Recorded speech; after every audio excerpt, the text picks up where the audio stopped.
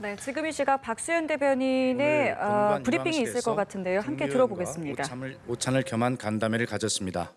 전 정부의 국무위원들과 이런 자리를 마련한 것은 첫 사례라고 합니다.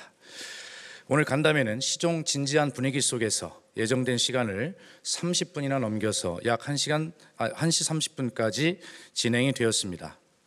가급적 오늘 나눈 말씀들을 있는 그대로 전달하도록 하겠습니다.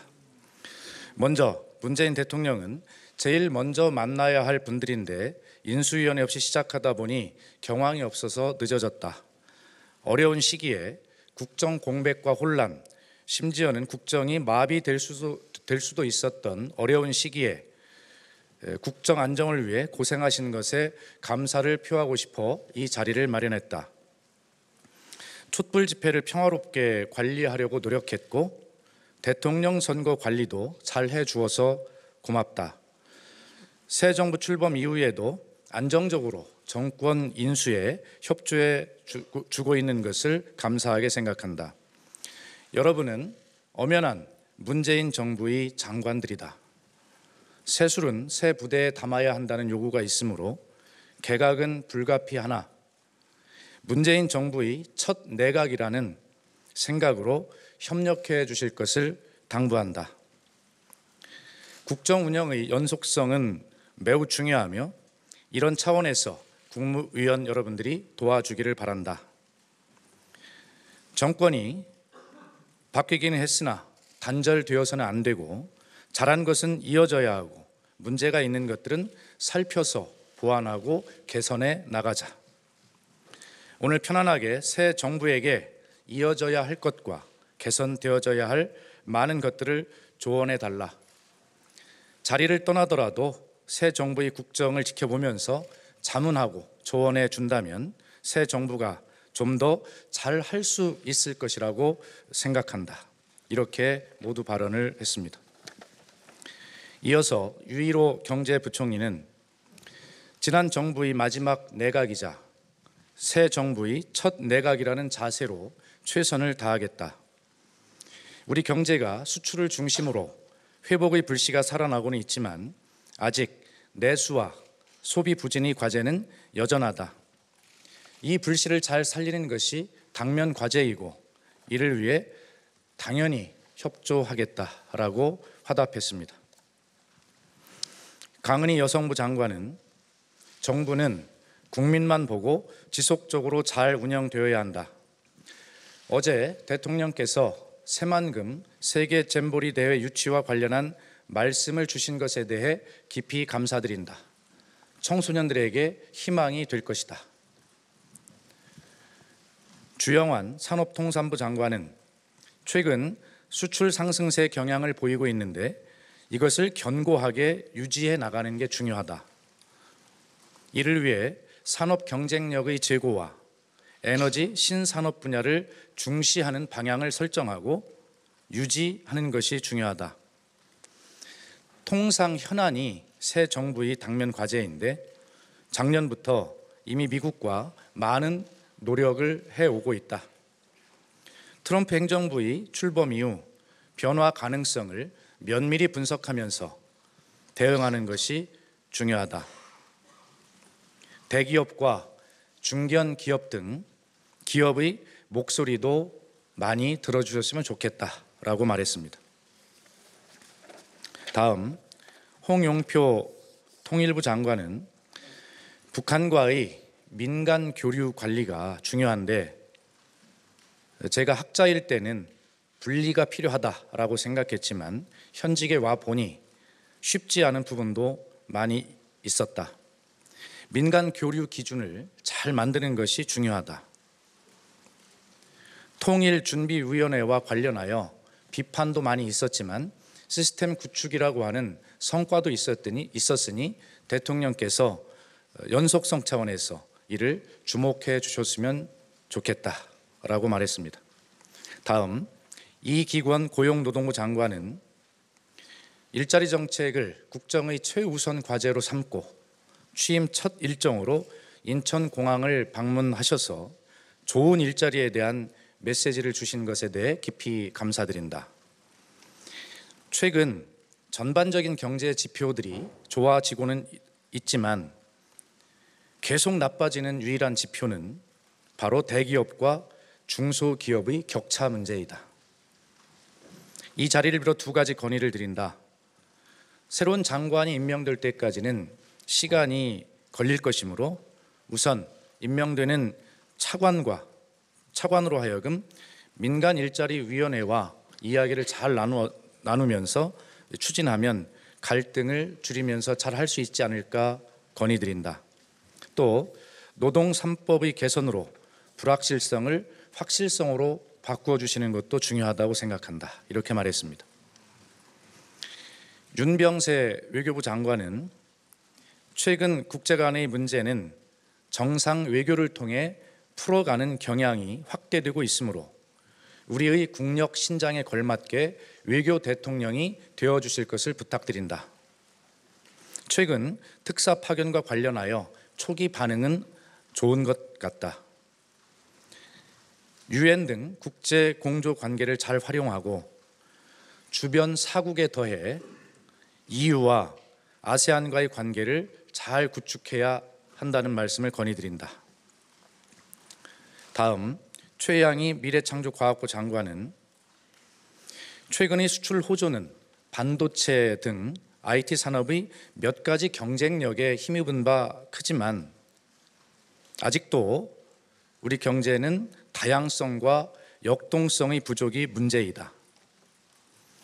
이 다양성의 부족은 개인의 창의성에 기반한 좋은 기업의 창업으로 극복할 수 있고 그래서 경제의 선순환을 가져오는 기반이 될 것이다. 좋은 기업을 만들기 위해서는 기반이 되는 과학기술 투자를 확대하고 기존의 산업도 제4차 산업혁명화해야 하며 관련 법의 정비, 제도의 확충이 중요하다. 이렇게 말했습니다. 김재수 농림축산식품부 장관은 농식품 분야는 다른 분야에 비해 상대적으로 중요하다고 생각하지 않는 판단들이 정권 자체를 흔들 만한 사고로 이어진 전례들이 많이 있다. 이 분야는 약자의 산업이며 정서적으로 예민한 분야이므로 중요하게 생각해 주시기를 바란다. 특히 가축 질병 분야에서 많은 제도 개선을 하려고 노력해 왔는데 일선 현장에서의 많은 목소리들도 들리겠지만 이를 강력하게 추진해 나가 주시기를 부탁드린다.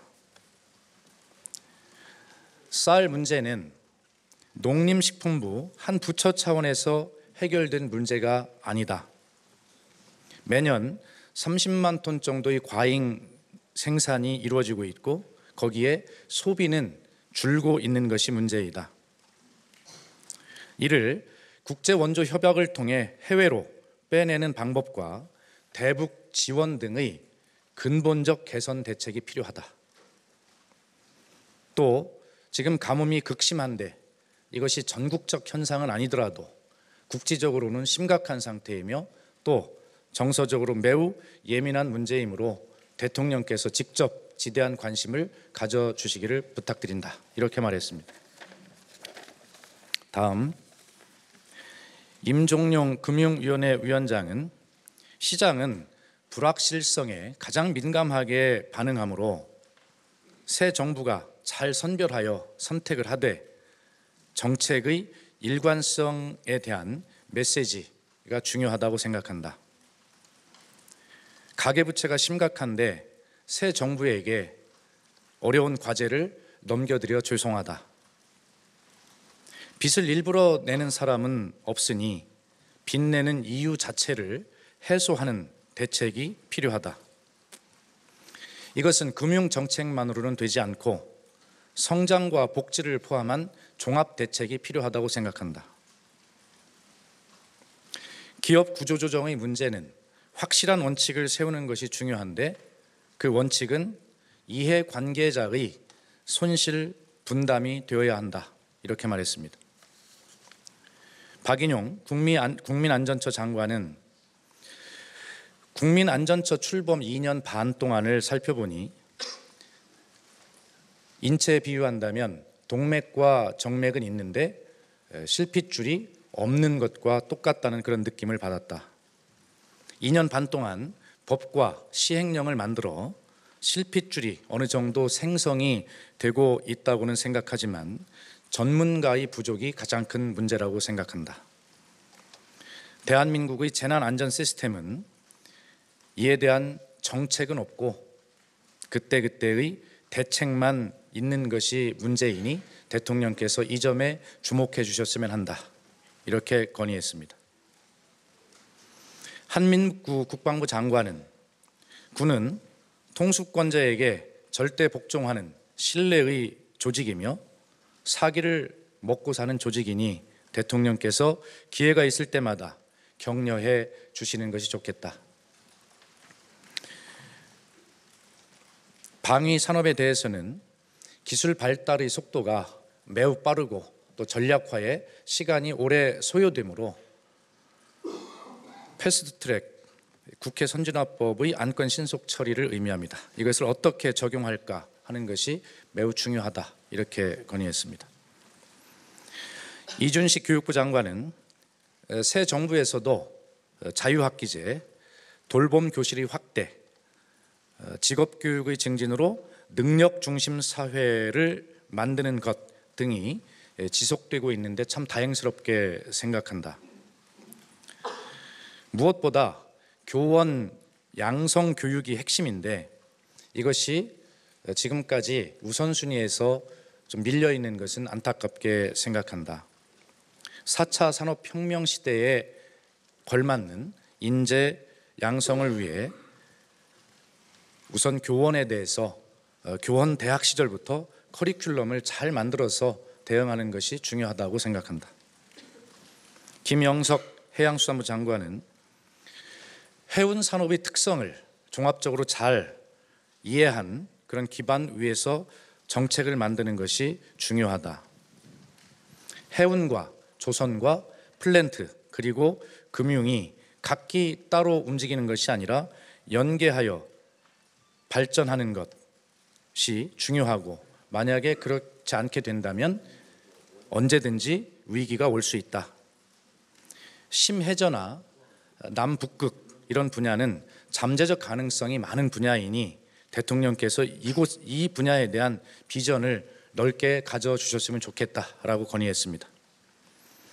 마지막으로 문재인 대통령은 이 모든 말씀들을 국정기획자문위원회 인수인계 과정에서 충분히 논의해달라. 우리가 박근혜 정부 전체를 어떻게 평가하든 각 부처의 노력들을 연속성 차원에서 살려나가는 것도 중요하다. 장하성 정책실장에게는 청와대의 모든 회의에서 논의되는 그 정책의 이력, 다시 말하면 그 정책의 발전 확대 과정의 역사 이런 것들을 항상 설명해 달라. 그래야 그 정책의 본질을 살피는 데 도움이 될 것이다. 이렇게 말했습니다. 그리고 문재인 대통령은 마지막으로 정권은 유한하나 조국은 영원하다라고 말씀하셨습니다. 이상입니다.